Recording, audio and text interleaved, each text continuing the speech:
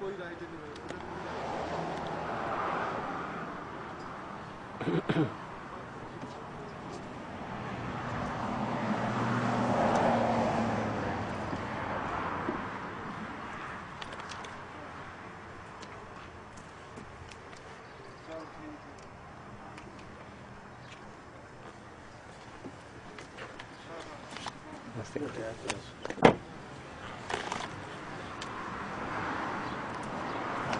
आगे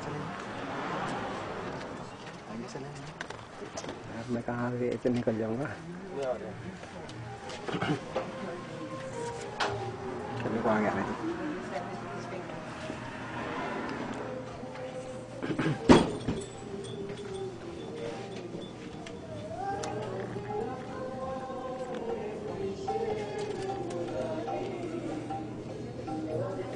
अब पीछे चले देखने।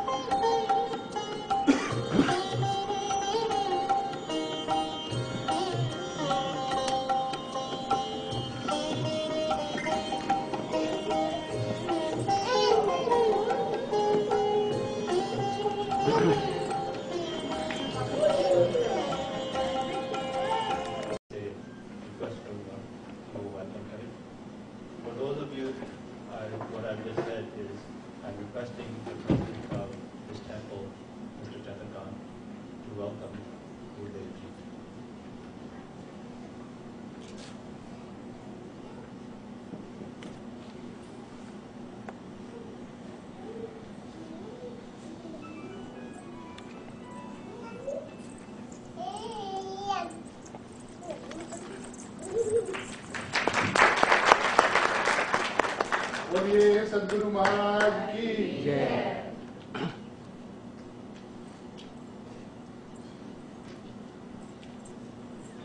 गुरुदेव ने हम सब के कष्ट हरने का प्रण किया है और गुरुदेव ने कई लाखों लोगों के कष्ट हरे और आज वो हमारे बीच में है किचनर शहर में, जो कि टोरंटो से लगभग 100 किलोमीटर दूर है। और इस जगह पे आके गुरुदेव ने हमारे पर बहुत कृपा की। Again, I translate for the people who would like to listen to this in English. We are so glad and we're blessed by His divine presence here that I have, no words to say how thankful we are, and we're really blessed to have His presence here.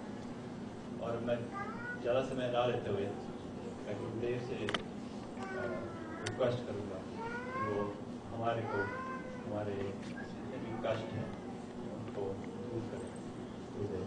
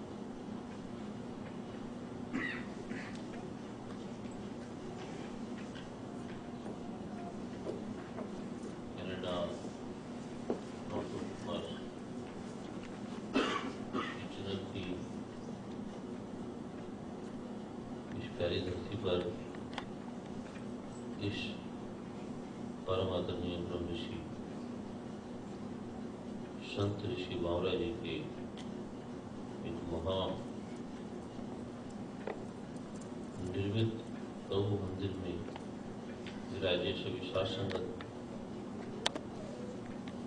और सभी आसपास से आए पवित्र माताओं, भाइयों बहनों, वैष्णव ब्राह्मण मंदिर के प्रेसिडेंट सेक्रेटरी साहब, ये जो भी सदस्यगण जिन्होंने प्रेम से इस मंदिर का निर्माण किया, पूज्य श्री बहन जी, माता जी, वे और भी जितने भी संत हैं, जितने भी माता भाई बहन हैं, यहाँ आए हैं, उन्होंने जिस प्रेम से,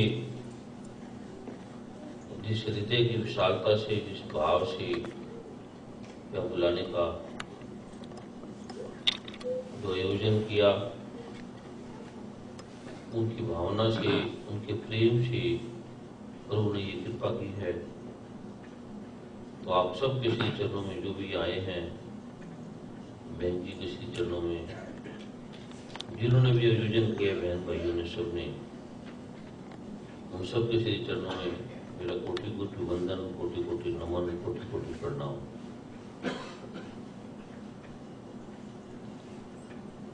मेरी सत्संगत अभी जैसे वैसे बता रहे थे कि गुरु जी ने लाखों लोगों का कष्ट हरा, दुख हरा। एक तो जगत में दुख हरने वाला एक ही है, हम सबका पिता, परम पिता परमात्मा, भगवान गणपति जी, भगवान ब्रह्मा विष्णु महेश, मां दुर्गा। जब भी व्यक्ति दुख पाता है तो अपने अज्ञान से, अपने अहंकार से, अपने अबोध से, अपने अज्ञान से, अप्रज्ञा से, ना समझने से, अविवेक से, और जब शास्त्रोक्त मार्ग से हटता है तब व्यक्ति अहंकार के वशीभूत होकर उसको नहीं मानता। लेकिन दुख उसे याद कराता है कि समय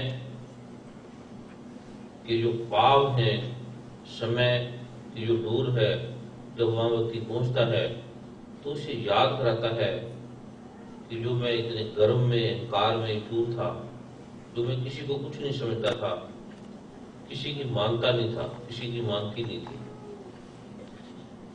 वो जो दुख है, जो पीड़ा है, वो याद कराती है कि कोई ऐसा तत्व है जो जान रहा है, जो मेरे हर परिवेश को, हर चाल को, हर विचार को, हर बात को जो जान रहा है, समझ रहा है। मैं समझदार हूँ, मैं चालाक हूँ, मैं सुंदर हूँ, मैं विद्वान हूँ, मैं ब्राह्मण हूँ, मैं बड़ा हूँ। मेरे हर कर्म को जो जानने वाला है, जिसको वो जान रहा है, वो इसका नियंता है, उसे पता है। रावण में कोई अवगुण नहीं था, ऐसा बड़ा विद्वान था, भगवान शिव का, भगवान नारायण का परम भक्त था, लेकिन उसे एक अहम आ गया कि मुझ समान कोई नहीं है और मेरे से श्रेष्ठ, और सच में उसके जैसा श्रेष्ठ भगवान शिव का कोई भगत था नहीं कि जिसने 10 बार अपनी गर्दन को भगवान शिव के आगे अर्पित की। दशानन ऐसा महाभगत था जिस पे भगवान शिव की भी कृपा थी। उसे एक अहम आ गया कि मैं कितना प्रतापी हूँ, तपी हूँ और कितना श्रेष्ठ कुल का हूँ, श्रेष्ठ कुल से भी आया था। उसे वो अहम आ गया कि मुझ के समान, मेरे समान कोई नहीं है, और सच में उसके समान कोई नहीं था। उसके जैसा कोई भगत भगवान शिव का हुआ भी नहीं और आगे भी नहीं होगा। इतना महा भक्ति शक्ति का स्वामी था। लेकिन वो जो अहम आ गया कि मेरे समान कोई नहीं है, मैं ठीक करने वाला हूं, उसको अहंकार को तोड़ने के लिए भगवान नारायण ने हमें समझाने के लिए, लीला के लिए रूप धरा। जब व्यक्ति को अहम आता है कि ये ऐसा मैंने किया, ये मेरे होने से हुआ, मैं नहीं हूंगा तो क्या होगा, जब ये ऐसा अहम मानव में आ जाता है तो फिर परमात्मा उसे चितारने के लिए, याद कराने के लिए, बोध के लिए फिर दुख देता है। तू अगर करने वाला है तो इस दुख को हटा, तू अगर ठीक करने वाला है तो इसको हटा। एक तो परमपिता परमात्मा स्वयं दुखों को हटता है, सब समस्याओं का अंत करने वाला है। जब भी हमारे पास कष्ट आते हैं, दुख आते हैं, तो इसका सीधा सा अर्थ है कि हमारे में अहम आ गया है, कर्तापन आ गया है और हम समझने लगे हैं कि हम कुछ हैं और हम परमात्मा की भक्ति को भूल गए हैं। हमें परमात्मा पर भाव है, भक्ति है, भरोसा हट गया है। उसे याद कराने के लिए श्री गुरु ग्रंथ साहब में भी लिखा है कि दुख दारू सुख रूप हुआ जहाँ सुख कामना हुई, कि परमात्मा हमें याद कराने के लिए दुख देता है। दुख से हम फिर पुकारते हैं, परमात्मा को याद करते हैं। फिर परमात्मा नाम की कोई चीज है। अगर परमात्मा दुख ना दे जगत में तो कोई व्यक्ति सुने ही ना कि परमात्मा कोई है। परमात्मा नाम की कोई चीज है ही नहीं। अभी भी व्यक्ति मानते हैं, कुछ जो बहुत पढ़े लिखे हैं, विद्वान हैं, साइंटिस्ट हैं, रिसर्च करने वाले हैं, वो कहते हैं कोई ऐसी परमात्मा नाम की चीज नहीं है। आदमी स्वयं ही परमात्मा है, स्वयंभू है। वह बड़े बड़े संतों के साथ रहा जो कहते थे हम एक हैं, हम ही परमात्मा हैं और एक के अलावा दूसरा कोई कुछ नहीं है। एक को ब्रह्म, द्वितीय नास्तिक। जैसा तू वैसा मैं। जैसे कोई व्यक्ति चींटी कह दे किसी हाथी को, जैसा तू वैसा मैं। जैसे बूंद कह दे सागर को, जैसा तू वैसा मैं। इसमें कोई दो राय नहीं कि बूंद भी सागर का हिस्सा है, पर बूंद सागर नहीं है। कोई कह दे भगवान शिव को कि जैसा तू वैसा मैं, कोई भगवान नारायण को कह दे, भगवान श्री कृष्ण को कह दे कि जैसा तू वैसा मैं। दुर्योधन भी कहता था कि जैसा तू वैसा मैं। सोहम अहम ब्रह्मास्मि शिवोहम। रावण भी कहता था, हिरण्यकश्यप भी कहता था प्रहलाद को कि बस मैं हूं, हम सब एक हैं, सब एक जैसे हैं। तो नारायण में मेरे में क्या फर्क है? तू नारायण को छोड़, मुझे मान, मेरी पूजा कर। ये जो मैं का भाव है जिसके अंदर ये आता है, मैं राजा हूं, मैं स्त्री हूं, मैं पुरुष हूं, मैं मंत्री हूं, मैं डॉक्टर हूं, वो एक बाहरी भाव है। जिसके अंदर ये भाव आ जाए मैं परमात्मा, उसके अंदर मैं भाव खो जाता है। क्योंकि परमात्मा में मैं भाव नहीं है। मैं ऐसा हूं ये व्यक्ति में, स्त्री में, पुरुष में, मंत्री में, देश में, लोगों में आता है, लेकिन संत में मैं ऐसा हूं ये भाव नहीं आता। परमात्मा में मैं परमात्मा हूं इसका भाव नहीं आता।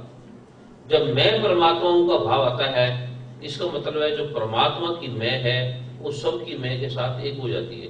जैसे गीता में कृष्ण भगवान ने कहा है कि मैं ये हूं, मैं ऐसा हूं।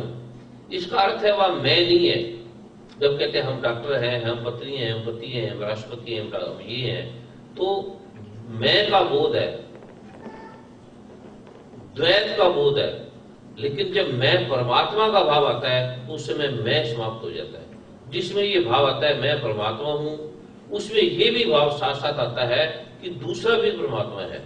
मैं परमात्मा हूं तो दूसरा भी परमात्मा है। मैं श्रेष्ठ हूं तो दूसरा भी श्रेष्ठ है। अगर वो कहे कि केवल मैं ही श्रेष्ठ हूं क्योंकि अहम ब्रह्मास्मि, मैं ब्रह्म हूं, तो दूसरा भी ब्रह्म है, ये साथ में भाव आता है। इसी को कहा है कि सिया राम में सब जग जानी, करूं प्रणाम जो जो पानी। लेकिन जब केवल मैं का भाव आए, मैंने ऐसा किया, तो फिर परमात्मा उस बोध को जगाने के लिए, उसकी मैं को तोड़ने के लिए जन्म लेते हैं, उसका रूप धारण करते हैं, रोग देते हैं, कष्ट देते हैं और परीक्षा लेते हैं। एक तो जब भी कोई ठीक करता है वो स्वयं परमपिता परमात्मा किसी के द्वारा ठीक करता है। परमात्मा को कोई माध्यम की भी जरूरत नहीं। ये नहीं कि उसको कोई गुरु के माध्यम की जरूरत है। परमात्मा बिना भी किसी माध्यम के ठीक कर सकता है। परमात्मा स्वयंभू है, सर्वसमर्थ है, शक्तिमान है। परमात्मा हमें एक नियम के अनुसार, एक हमें बोध के अनुसार, कृपा के अनुसार परमात्मा ने नियम बनाए। लेकिन परमात्मा किसी नियम पे आधारित नहीं है, किसी बंधन पे बंधा हुआ नहीं है। कृष्ण भगवान ने गीता में कहा है कि मुझे कोई कर्म नहीं बांधते, मैं किसी बंधन में नहीं हूं कि मेरे लिए ये खाना है, ये पीना है, ये नियम है, ये उठना है, ये जागना है। ऐसा मुझ पे कोई नियम लागू नहीं होता, लेकिन मैं संसार के कल्याण के लिए ऐसा करता हूं। लेकिन मेरे लिए कोई जरूरी नहीं है कि मैं ऐसा करूंगा। जो परमात्मा है, सदगुरु है, शंभु है, उसके लिए इस जगत का कोई नियम नहीं लागू होता।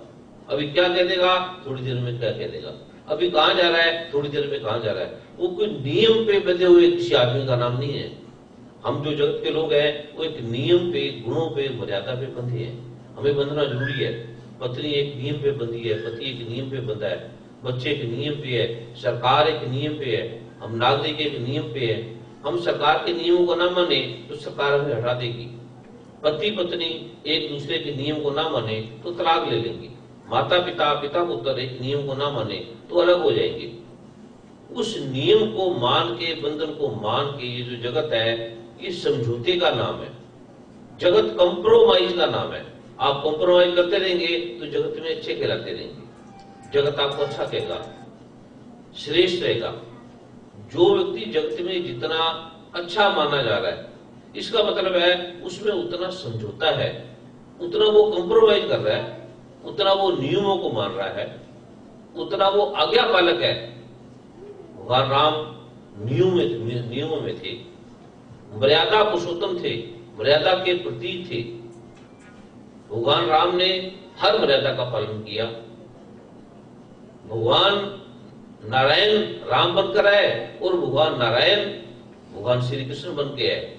वो मर्यादा में रह के भी मर्यादा से पार है, गुरु के सानिध्य में, गुरु के समीपे में। इसलिए संतों ने कहा है कि गुरु कहे सो कीजिए, गुरु करे सो नहीं।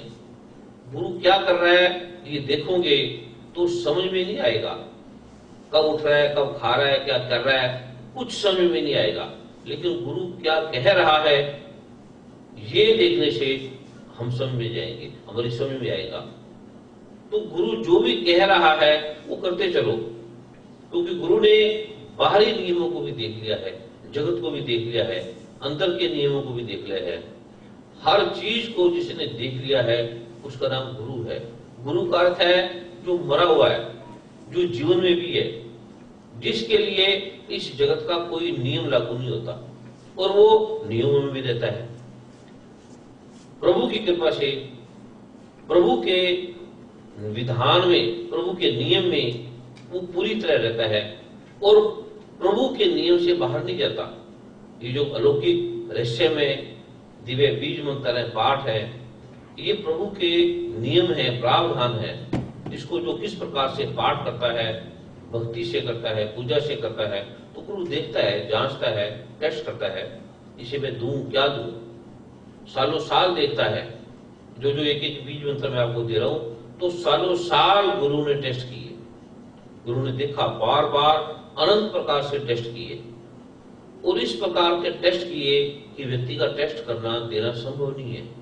इतनी कठिन परीक्षाओं से गुजारा जाता था।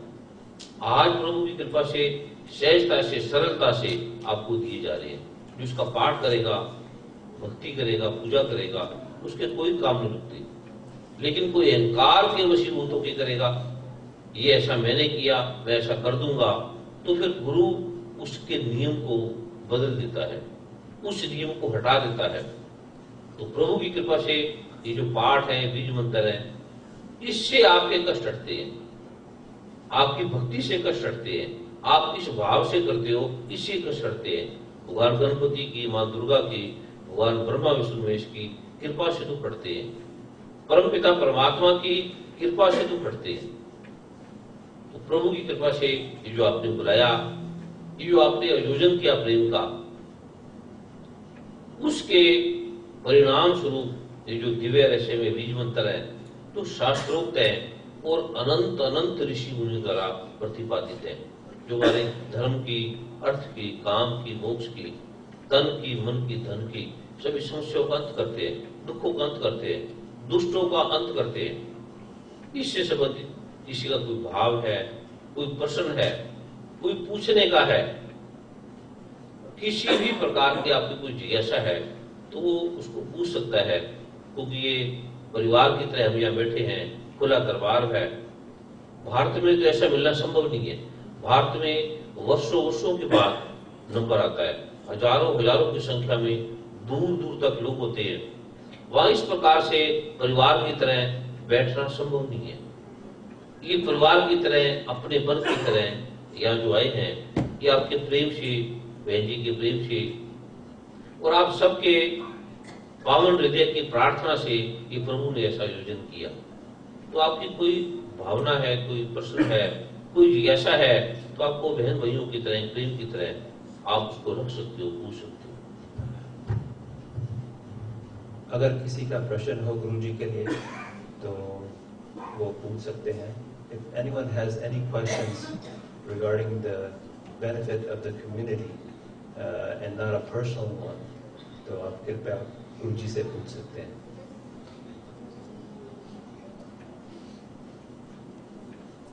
देखिए, शर्माइए मत, गुरु जी ने बड़े भाव से कहा है, और किसी का भी कोई प्रश्न हो तो आप पूछ सकते हैं। Anyone who has a question, please raise their hand and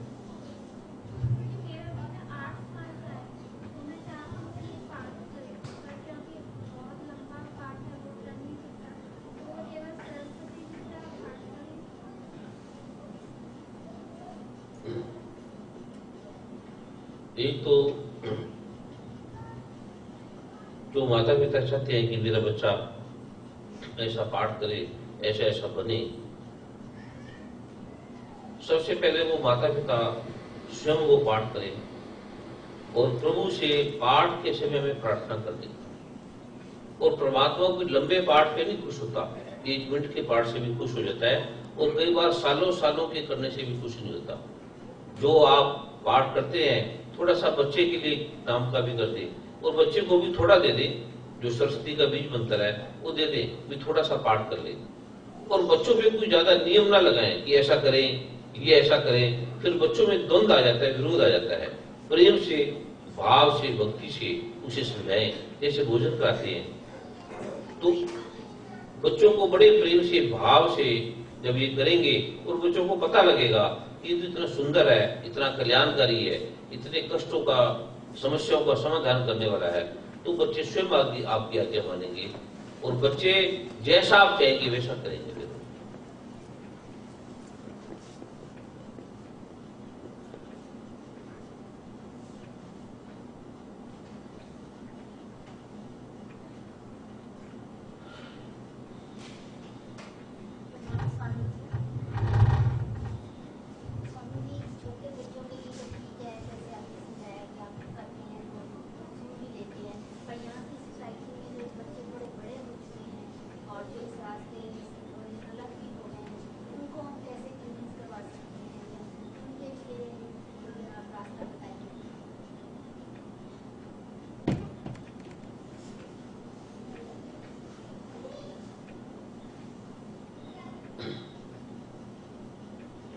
जो बच्चे बड़े हो गए हैं इस चीज को नहीं मानते, क्योंकि यहाँ के संस्कार, यहाँ के कल्चर, यहाँ का सिस्टम इसी प्रकार का है, उनके लिए भी आप जब आप पाठ करेंगे, उनके लिए आप प्रार्थना करते हैं। ये बीज मंत्र बड़ा शक्तिशाली है।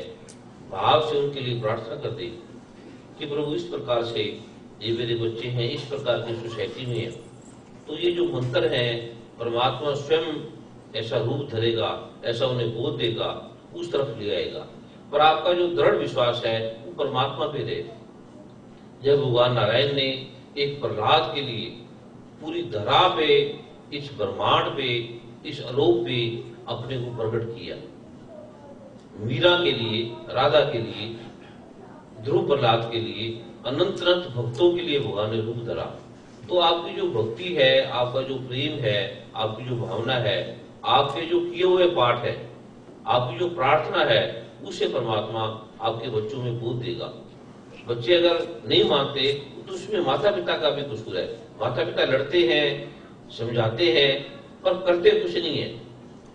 उस लड़ने की बजाय, समझाने की बजाय, अब पति नहीं कहना मानता, पत्नी नहीं कहना मानती, पति नहीं कहना मानता तो पत्नी पाठ करे, उस नियम पे चले। पत्नी स्वयं भी नहीं चलेगी, पति स्वयं भी नहीं चलेगा। तो अगर घर में एक व्यक्ति भी उस नियम को करने वाला है, पूरी तरह श्रद्धा से करने वाला है, तो परमात्मा पूरे घर को बदल देता है, पूरे वातावरण को बदल देता है।